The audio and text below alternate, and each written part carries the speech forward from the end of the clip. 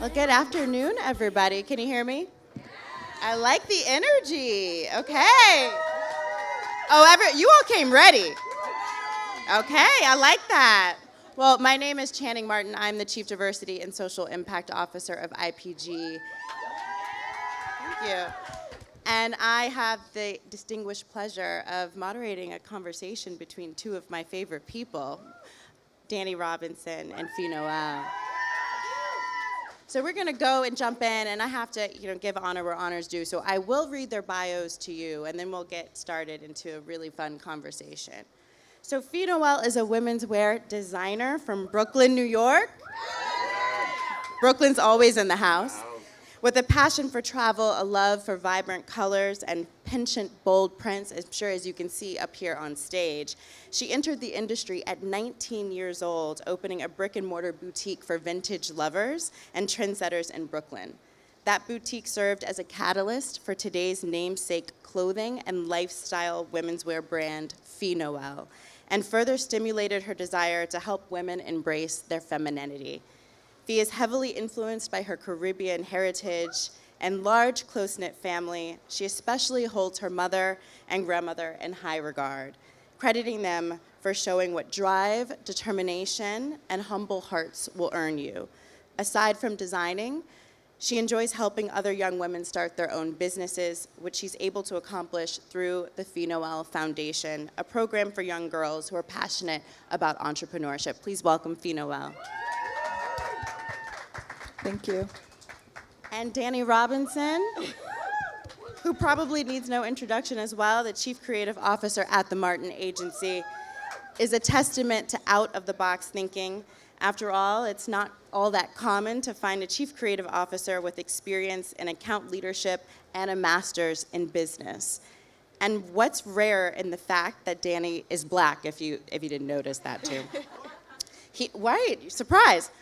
He's both the first black chief creative officer in Martin's history and one of the few leading a non-black-owned agency. In his short time as CCO, Danny helped lead the agency to back-to-back Adweek Agency of the Year wins in 2020. In 2021, a spot on Ad Age's 2021 A-list, and Martin being named Ad Age's 2020 Agency to Watch.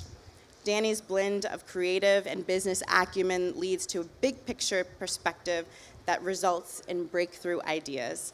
He has brought this approach to Martin, where he's overseen work for brands including UPS, Geico, Walmart, TIAA, DoorDash, and Oreo.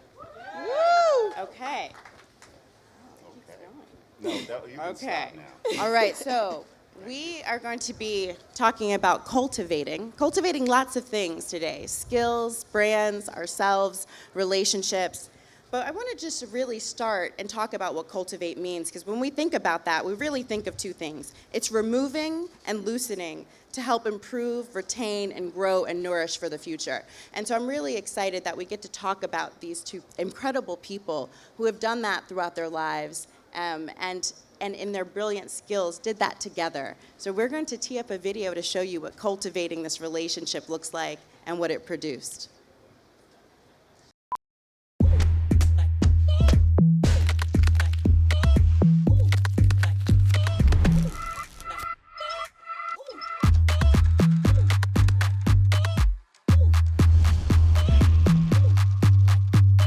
Okay, I think that was it. So I think we're going to pull up some photos then. Okay, awesome. So that was just a little sample. The video is at the after party. I'm making that up. I don't know what that is. Okay, so I think what we are going to talk about is a little bit about this collaboration and how you and Martin came together with TIAA and cultivated this beautiful relationship. And so let's talk about that. How was it partnering in this relationship to highlight the racial gender retirement gap of $1.6 million that black women don't have, right, compared to the average? So tell me about why that was important to you to highlight and how you use your platform to do that. Well, something that maybe some of you may know or may not know, I studied finance. I actually didn't study fashion. So when the Martin Agency came to me with this concept it felt so close to home because I stepped out of fashion because I stepped out of finance because I didn't really see a place for me. And I went into fashion so that I can cultivate my message. And when they came with that message, it stood for everything that I stand for, making women feel powerful, feel beautiful, letting them know that they can create the life that they want to live. So Retire Inequality is a part of that message. It's a big part of that message because it talks about really how much money women leave on the table. And just really, when you look at the statistics, and they're retiring with 30% less, I'm like, we work way too hard for that.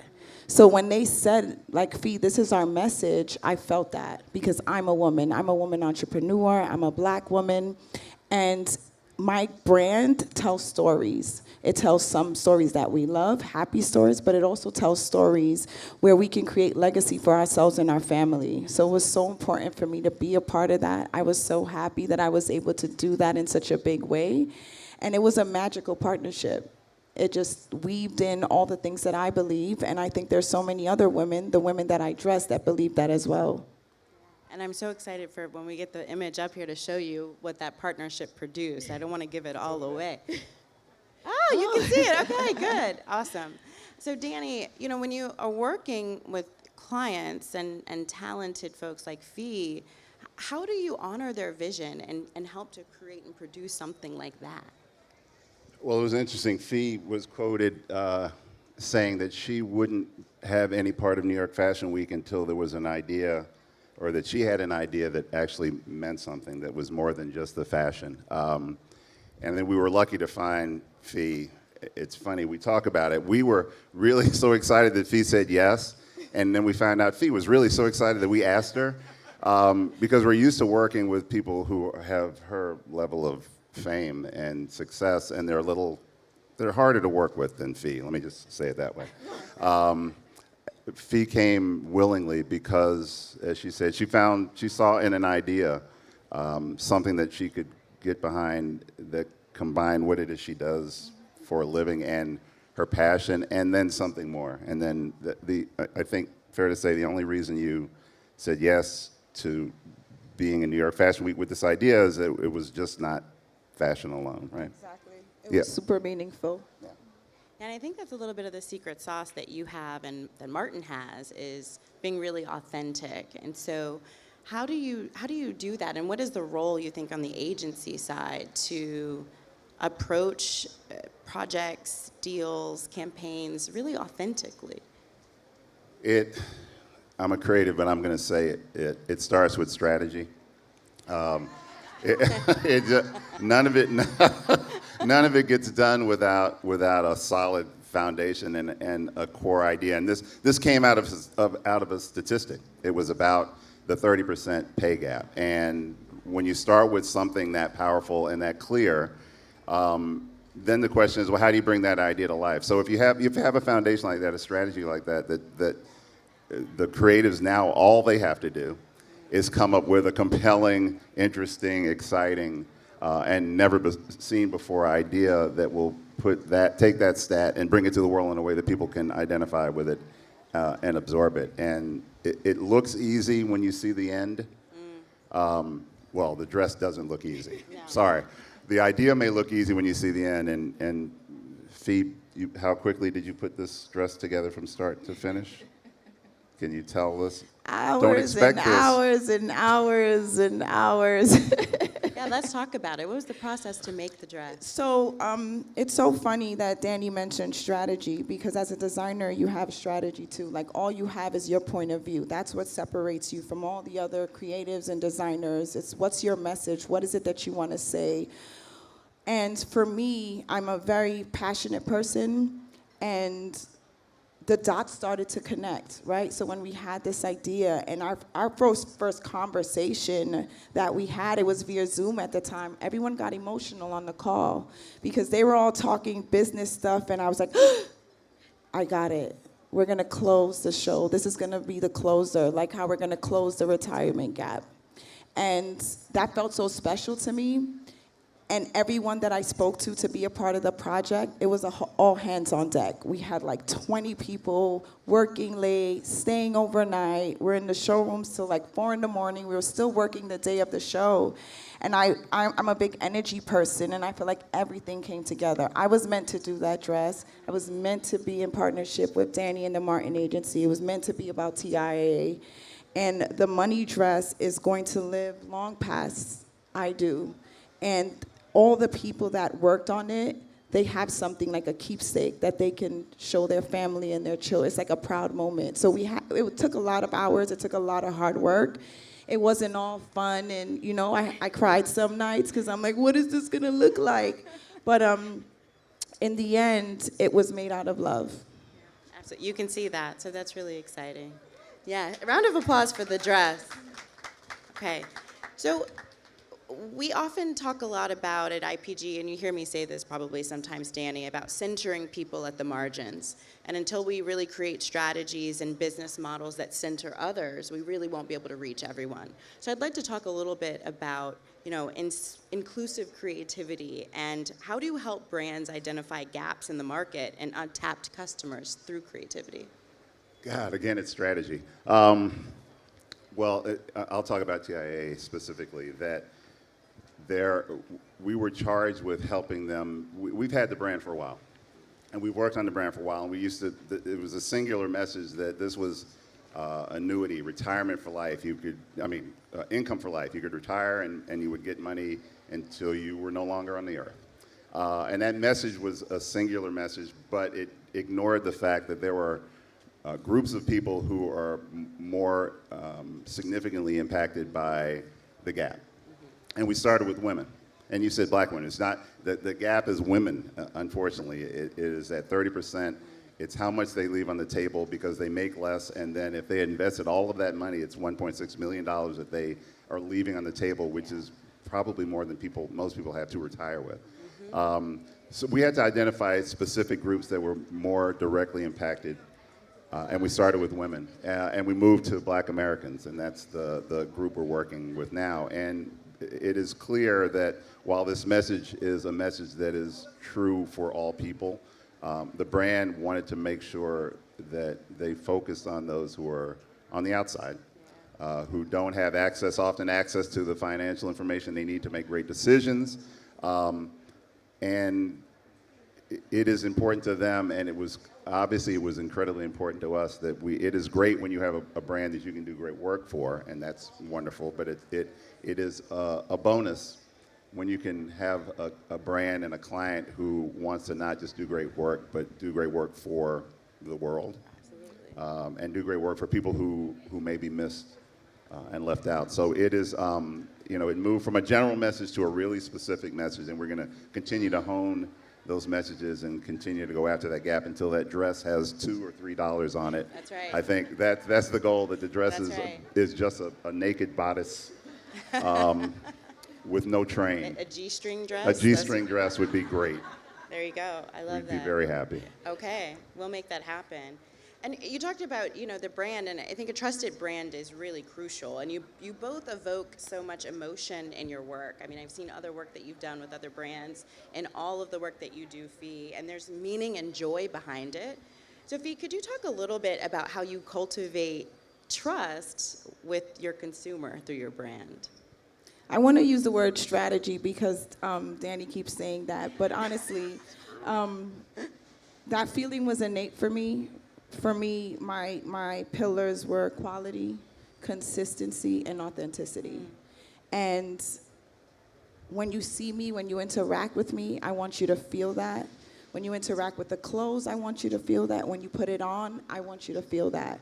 So for me, it's just about being that, living that, and that's a message that I spread across. So if I open a store, if I do a fashion show, anybody that's in the room, they feel the love that's in the room. That is something that I have cultivated from the beginning of my business and that I hope to continue to do to the very end. And I always say, I won't let this business change me in any way because I have my both feet on the ground.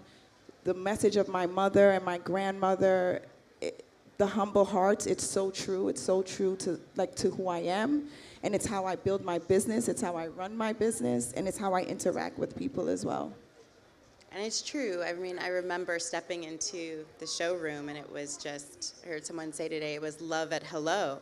You feel, there's something about the way that the clothes make you feel, like you're invincible, like you can do anything, and that you look real good too. And you have a way of making women, I think, and men and non-binary folks feel that way no matter what they look like or what size they are.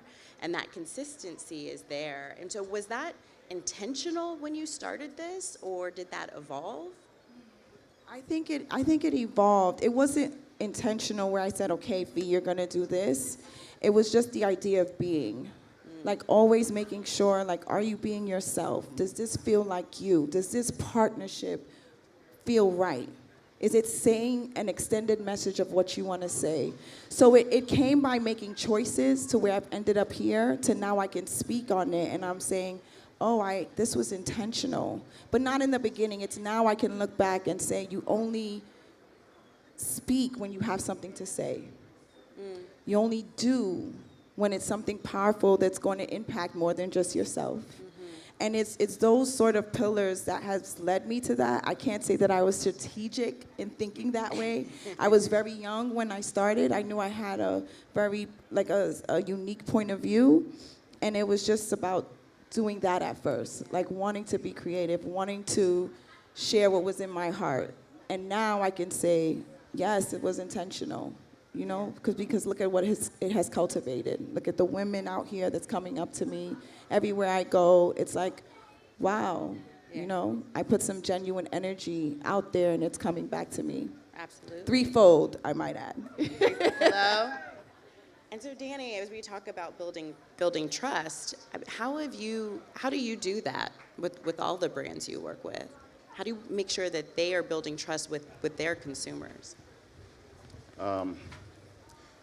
I don't think it's an advertising agency's job to build trust necessarily. I mean, what we do is, with the help of clients, put a message out into the world, and we make it as compelling and interesting as we can, and we can lead that horse to water. But if the water tastes like mud, that's not on us. So trust is delivering on what you promise. If we overpromise, that's a problem. And I guess we probably have more of a hand in building trust than we used to. I'm thinking about traditional advertising, but now we're in the world with activations and events, and people are showing up to things that we built, and the expectations should be met. But for me, trust is simply delivering on the thing you said you're going to do. It's our job to make the message obvious. And to make brands magnetic, but we can only do but so much. The brand has a responsibility to deliver on the thing that they said they would, and if they don't, you lose trust. So there are other ways to build trust, but I think that at its core in our business, and for marketers, it's just here's who we are, here's what we say we're going to do. When you show up to that place that we're telling you to go to, if you go to a website, if you show up to an event, if you see an ad and we're not delivering on the promise, then I don't know how you build trust. It's the same as building trust in a relationship. If you say I'm going to be there and you're not, maybe I don't trust you the next time. If you say I'm going to remember to take out the trash and you don't, maybe I'm not going to trust that you're going to take out the trash. It is no different. I think it's our job as advertisers, at least, to put the promise out there, and it's our clients' job to deliver on the promise. Okay, so I want to talk a little bit about cultivating skills now. Both of you have colorful backgrounds, and you didn't take linear paths in your careers, and I'd say lean pretty heavily on out-of-the-box thinking. And both fashion and advertising are pretty tough industries, and fashion is notorious for being cutthroat, and yet you remain graceful under pressure, Fe. And so tell us a little bit how you cultivated that skill, which really isn't often revered, I'd say, in corporate America or in this industry. So how has that served you and served others? For me, it was about finding my people, finding the people that I can create with, that I can work with, to really, really bring people into like our world. And the way that I did that, again, was tying into what made me special. So I'm a Caribbean, I'm a first generation American. Woo! It's all the Caribbeans. And for me, you know, I grew up in Brooklyn, and it was just always about what makes you, what makes you different, right? What is it that you have to say, and how are you going to say that? And that took a long time to cultivate, like, who I am, to create this brand, to create everything. And I don't really like to call it an image, right? Because it's all about me being able to live out loud, live life in color. And that's what I'll tell the young girls. Like, for you to be exactly who you want. It's powerful. There's so many people who spend days not being able to live out loud, living a life that is not exciting to them or it's not fulfilling. So it's important that that's the message. That's my overarching message. Make your life beautiful, and the only person responsible for that is you, and the only way that I can show you that is by being that.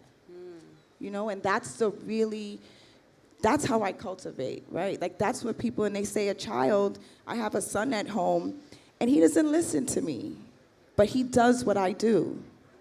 So if I want him to brush his teeth at night, then I have to brush his teeth. If I want him to pick his clothes off the floor, then I have to do the same thing. And that's the same thing. Like, we can talk forever, but for me, I'm a woman of action. I'm a listener, and I'm a woman of action. I'll come up here and talk. It makes me super nervous, but I'm really a doer. And that's the best way to really speak to people, is to be a doer and to let people see what you do and let them be inspired by that, so then they can do what they have to do. And everyone is different, right? Like, you can inspire someone to do, I don't want to inspire anybody to be like me. I want to inspire them to live their life out loud and their dreams out loud and take the chance that they've been wanting to take. And that's essentially what my grandmother and my mother did for me. It's like, we came from, my grandmother always say, like, this is grassroots beginning. I am not far removed from that, but now I'm in cons at, like, you know, it's like, but I'm still not far removed. I know where I've come from, but I know the power that we have to create the life that we want to live. And that is the magic sauce, and that is how you cultivate, by living out loud. By doing that, you give other people the permission to do the same. I love that. That's amazing. I'm so inspired. I'm listening like, I have to get back to asking questions. You know, I think that's really powerful, how you cultivate. And Danny, you seamlessly blend, were the words, creative and business acumen. And I'm gonna be real honest, business acumen is typically that competency and the performance model that people of color tend to score really low on, that je ne sais quoi around, you didn't operate or perform the way we wanted you to, but that we didn't tell you how you should, so then we are going to demote you or exit you. And so, what does this mean, and how do you do that? How do you blend creative and business acumen? Well, Kristen does the business part for me. Well, I'm not sure how I do it. A lot of it for me is maybe common sense. I have an MBA, but you know, I was fired from my first job because I wasn't really good at that job in marketing, and stumbled my way into advertising. But I guess the time I took in those courses and reading about marketing and studying the marketers, maybe I learned some things. But I think it is more, for me, it is, the blend is always remembering that that we are in a business. I think sometimes that's what's missing. It isn't necessarily that I'm doing some magic blending of business and creative. I just always remember that the thing that we've been hired to do by our clients is to build their business, not make beautiful things for ourselves. And I do that on my own at home. I paint because I want to do that. And I paint because nobody tells me what to paint or when to paint or charges me to paint or doesn't pay me enough to paint. I do those things on my own So when I go to work, I remember the job that we're here to do is to create things that are wonderful and beautiful, but also make our clients money. So it seems pretty obvious to me that that's what we're in the business of doing. But I find myself saying it often. I remember, if you want to be an artist, go be an artist. And if you want to be a business person, go work in a business. If you want to combine those two things, that's what we do. So find the line and your passion on either side, and if you're good enough, you'll be successful. And you've been sharing that with others, especially young talent, non-traditional talent, about how to cultivate their skills for our industry. So tell us a little bit about that. I mean, whether it's creative ladders or building out business resource groups before that acronym existed. Every time I look up, you've either been at the forefront or in the ideation of creating spaces for people to enter this industry. So tell us what your approach is cultivating others. That idea is at the core of our agency. It's certainly one of our main pillars. I tell Kristen, the only real reason I'm still in this business, I love what we do, but the thing that's left for me to do, I'll say it that way, are to keep doors open where I can, but also show people who, unlike myself, who didn't know this was a business you could go into. I just found it. Show them that there are people who look like me in it. There's an opportunity to be someone like me if things fall the right way and you do the job and you do the work. The only reason I'm left is to make sure that I'm not the first black CCO at the Martin Agency. And there are people out here that I've done my best to. I don't think I have a whole lot of wisdom, but I have I've spent a lot of time. How about that? I've seen a lot of things. And the thing left for me now is to make sure that people don't make the mistakes I made, maybe see an easier path, maybe make the right decisions. And when I'm done doing that, I'm probably done doing this. But it keeps me going. It keeps me working hard. It keeps me trying to make the best work because I feel now an obligation. I can't fail now. I have to succeed now. Yeah. And that's a good motivator. Yeah, that is. Yeah. I think wisdom is, I don't have a Webster's dictionary, but you've seen a lot of things and spent a lot of time. That sounds pretty wise to me. I could say some dumb things, too. Fair enough. Yeah, thank you, Michael. See? And Sophie, you've also been invested in talent, bringing talent into whether it's in fashion or women entrepreneurs. How do you do that, and why is it so important to you? Much like Danny, I also, a lot of what I talk about is finding special people in small places. I want people to look where they're not normally looking, right? Like, yeah, you can probably go find a designer in Parsons, but there's a designer right now sewing on her grandmother's machine in the country of Grenada, That's right. And I want people to just have an open mind. I want to represent that beautiful things can come from any and everywhere. Sometimes a lot of what we do is like we look for the shiny thing, and it's not really the shiny thing that's a special thing, right? So I want people to really give others the opportunity, like you guys gave to me, right? Like to Danny, he calls me this big designer, but I don't feel like a big designer yet. I'm like, how did you find me? But I don't want to be the only one, right? Like impact doesn't happen that way. I want to open doors. I want to create opportunities. I want to create partnerships for other people. And I have to do that for as long as I can and spread that message as far as and wide as I can so that other people get an opportunity to do the same. So that their work and their mission creates a life for them and their families and so forth and so on. So again, it's just as simple as, I make it sound more romantic, but it's just as simple as continuing to move forward. putting one foot in front of the other. And some days I know what I'm doing, some days I don't, but I never stop. I just continue, right? Sometimes I get it right, sometimes I don't. Sometimes I do something as impactful as this that's gonna outlive me, and people are gonna talk about that for years and years and years, right? And that's special. And someone else, there's people now making money dresses because they were inspired by that one. Yep. So, and for me, that's my work. Thank you for sharing this. Some days you get it right and some days Yeah. you don't, because I think oftentimes we can sit on these stages and have these conversations and it comes across like we've just gotten all the steps right. Wow. And I think that transparency is humbling, and it's, it gives a sense of belonging, and you feel Yeah. seen in that. For me, and I told my manager Anna this the other day, I said, I don't want to show up as perfect. That's too much pressure. I want to show up as a work in progress so that people can see what magic looks like. Because you get to watch, you get to be a witness. Ooh, to yes. Say that again, Fee. I love that. I that. don't think it's going to be as sexy a second time. No. You said it. She doesn't want to show up as perfect. She wants to show up as a work in progress so people can see what magic looks like. That's everything right there. That's good. I like that.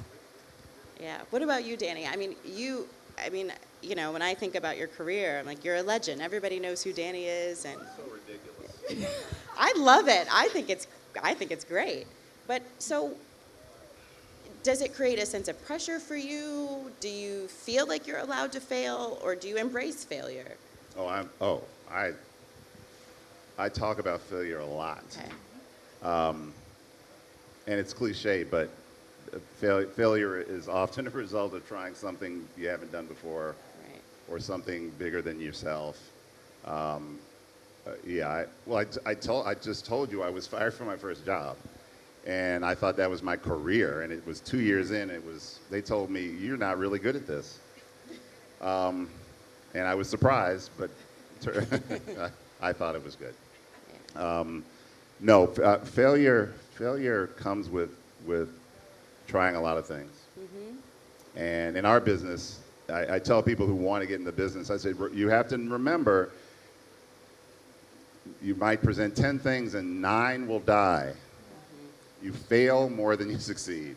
If you're lucky, you get a hit with 10 swings. So, the only other career that you can succeed, I think a weatherman can fail as often as we do and still keep a job. We mostly fail.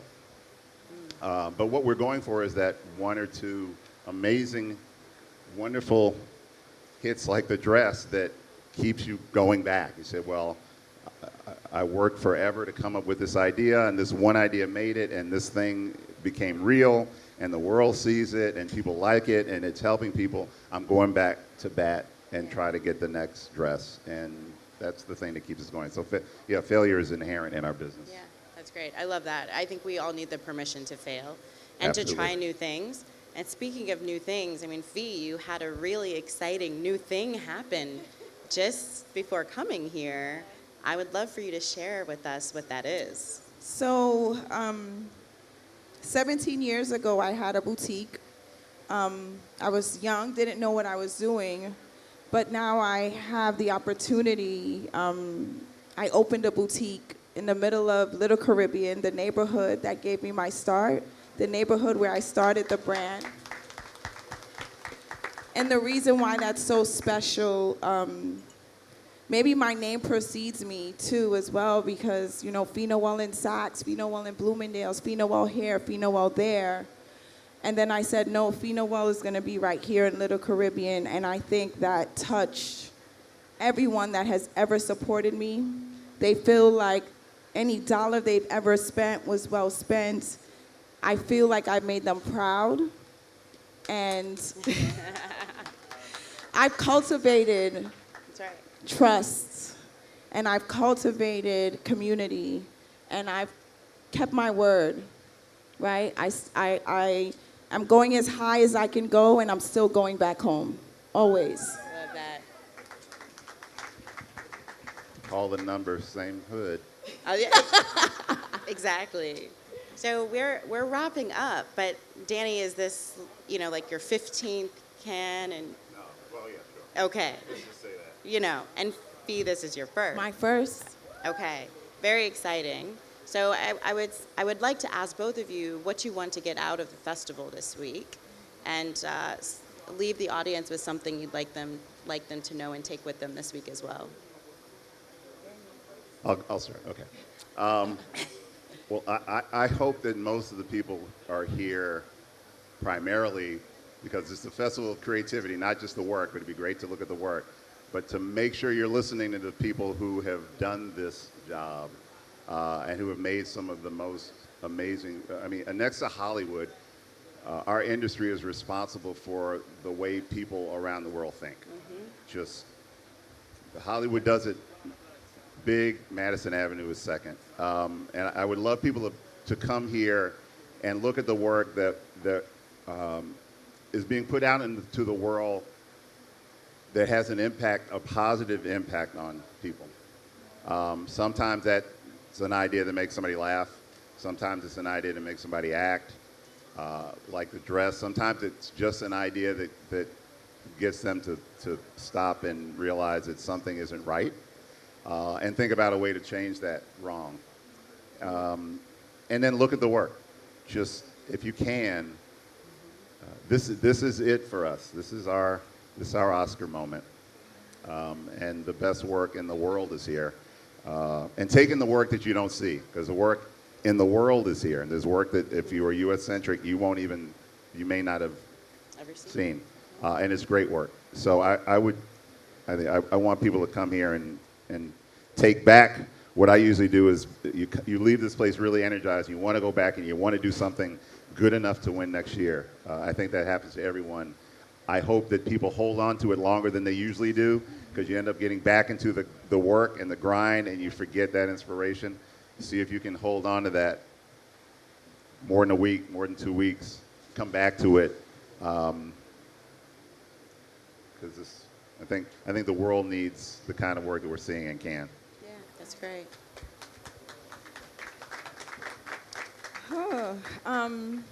So for me, this is my first time here, and I talked to a couple of people, and I know people come here with intention and strategy about who they want to meet, who they want to talk to.